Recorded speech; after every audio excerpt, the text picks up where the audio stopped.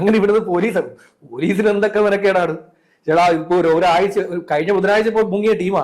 Police അതൊന്നും കാര്യമാക്കില്ല. അല്ല, തപ്പിപ്പോയി police അവിടെ പോയി കണ്ടുപിടിച്ചു. അത് ഉണ്ടെന്നറിഞ്ഞാലും പോലീസ് പോയി കണ്ടുപിടിച്ചു കഴിഞ്ഞാൽ വേറെ കാര്യമുണ്ട്, ഇദ്ദേഹത്തെ കോടതിക്ക് ഹാജരാക്കണം. കുറച്ച് മെനക്കേടുണ്ട്. ഇത് റിപ്പോർട്ട് എഴുതി ഇയാൾ ജീവനോടെ ഉണ്ട്, ഇയാളെ കണ്ടെത്തി എന്നുള്ള റിപ്പോർട്ട് എഴുതി കോടതി കൊണ്ടുപോകണം. കോടതി കൊണ്ട് കാണിക്കാൻ വെറുതെ ഞങ്ങൾ കണ്ടുപിടിച്ച് വീട്ടിൽ കൊണ്ട് കൊടുക്കാൻ പറ്റൂല.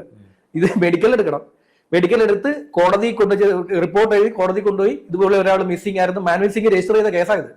അതുകൊണ്ട് കോടതി ഹാജരാക്കിയിട്ട് ബാക്കി കാര്യങ്ങൾ നടപടി. ഇതെല്ലാം നടപടിയല്ലേ, പോലീസിന്റെ പുറകെ ഓടണ്ടേ. ഇദ്ദേഹം കാരണം ഇദ്ദേഹം ആ കുട്ടിയോടെങ്കിലും പറയണമായിരുന്നു. 30 വയസ്സില്ലേ, ആ പെൺകുട്ടിയോട് പറയണമായിരുന്നു ഇങ്ങനെ എനിക്കൊരു സാമ്പത്തിക ബുദ്ധിമുട്ട്. ഇവരെല്ലാം ഒരുമിച്ച് ജീവിക്കുന്നേ. ധരിഷ് പറഞ്ഞ പോലെ എന്റെ കുഞ്ഞമ്മയുടെ മോന്റെ കല്യാണം അങ്ങനെയാണെന്ന് പറഞ്ഞാൽ നീ നിന്റെ കുഞ്ഞമ്മയുടെ വീട്ടിൽ പെടാന്ന് പറയണം.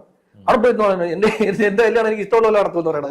അത് നമുക്ക് എക്സ്പീരിയൻസ്ഡ് ആയിട്ടുള്ള ആൾക്കാർക്ക് പറയാം. പക്ഷെ ഇത് ആദ്യമായിട്ട് ഇത് സംഭവം അഭിമുഖീകരിക്കുന്ന ഒരാൾക്ക് ചിലപ്പോൾ അങ്ങനെ, അല്ലെങ്കിൽ അത്ര ഗട്സ് വേണം, അങ്ങനെ ആവണം. എനിക്ക് ചെലവ് കുറച്ച്, കാരണം കല്യാണം കഴിഞ്ഞാൽ നമ്മൾ ജീവിക്കാനാണ് പോകുന്നത്, അല്ലാതെ തെണ്ടാനല്ലല്ലോ പോകുന്നത്. അപ്പൊ ഇത്രയും കാലം സ്വരൂപിച്ച എല്ലാം കല്യാണത്തിലും എടുത്തിട്ട് അത് സ്ത്രീ ഇതും എടുത്തിട്ട് കടവും വാങ്ങിച്ച് പിന്നെ അതടയ്ക്കാനായിട്ട് അത് ഭീമമായിട്ടുള്ള ഒരു ചെലവായി മാറരുത് കല്യാണം. അംബാനി നടത്തും, അംബാനിക്കുണ്ട്, അംബാനി അത് ജിയോക്ക് പൈസ കൂട്ടി അംബാനി അതങ്ങ് ഈടായിക്കോളും. നമ്മുടെ അച്ഛനൊന്നും അംബാനി അദാനിയൊന്നും അല്ലല്ലോ. സാധാരണക്കാർ ഇത് ഈ കല്യാണ വിവാഹ ദൂർത്ത് അവസാനിപ്പിക്കണം. വിവാഹ ദൂർത്ത് അടിയന്തരമായി അവസാനിപ്പിച്ചില്ല എന്നുണ്ടെങ്കിൽ നമ്മുടെ സമൂഹത്തിൽ ഈ ഇത്രയും വിസ്മയമൊക്കെ ഇനി ഉണ്ടായിക്കൊണ്ടേയിരിക്കും. അതുപോലെ ഇവനും ഒരു ഇരയായിരിക്കും ചിലപ്പോ ഈ പയ്യനും. പക്ഷെ അവൻ ഇരയാണെന്നുണ്ടെങ്കിലും ഉണ്ട് ഇവിടെ ഏറ്റവും വലിയ ഇര ആ പെൺകുട്ടിയാണ്.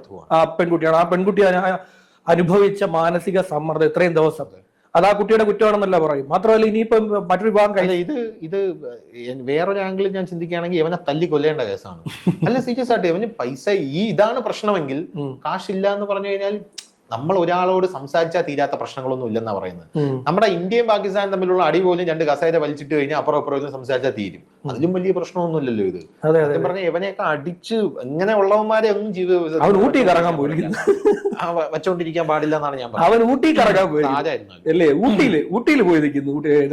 അത് എന്ത് വിഷയങ്ങൾ വന്നാൽ ഞാൻ നേരത്തെ പറഞ്ഞ പോലെ തന്നെ ഒരു പ്രശ്നം നമുക്കുണ്ടാകുന്ന ഒരു പ്രശ്നം മറ്റൊരാളെ ബാധിക്കുമെന്ന് തോന്നിക്കഴിഞ്ഞാൽ ഉറപ്പായും അയാളോട് പങ്കുവയ്ക്കണം. അതെ, ഞാൻ എന്റെ ലൈഫിലുണ്ടല്ലോ, എനിക്ക് എന്ത് ഇഷ്യൂസ് ഉണ്ടായിരുന്നാലും ഞാൻ അതെല്ലാവരോടും പറയും. ഇഷ്യൂസ് ഉണ്ടാവാൻ സാധ്യത ഉള്ളത് പോലും ഞാൻ ഇങ്ങനെ പറയും.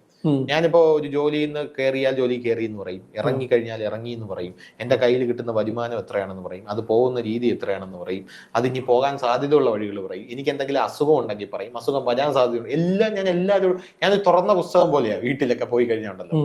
വേറെ ചിലർ അങ്ങനെയല്ല, അവരിങ്ങനെ എന്തിനാണ് അതെന്ന് എനിക്ക് മനസ്സിലാവുന്നില്ല. അപ്പൊ നമുക്കുള്ള ഒരു പ്രശ്നം നമ്മൾ അത് തുറന്ന് പറഞ്ഞു കഴിഞ്ഞാൽ ആ പ്രശ്നത്തിന്റെ 90% പരിഹരിക്കപ്പെട്ടു എന്നാണ് അതിന്റെ അർത്ഥം. അതെ, ഇനി കുട്ടി സമ്മതിക്കുവോ ഇവന്റെ കൂടെ ജീവിക്കാൻ? എനിക്കറിയില്ല.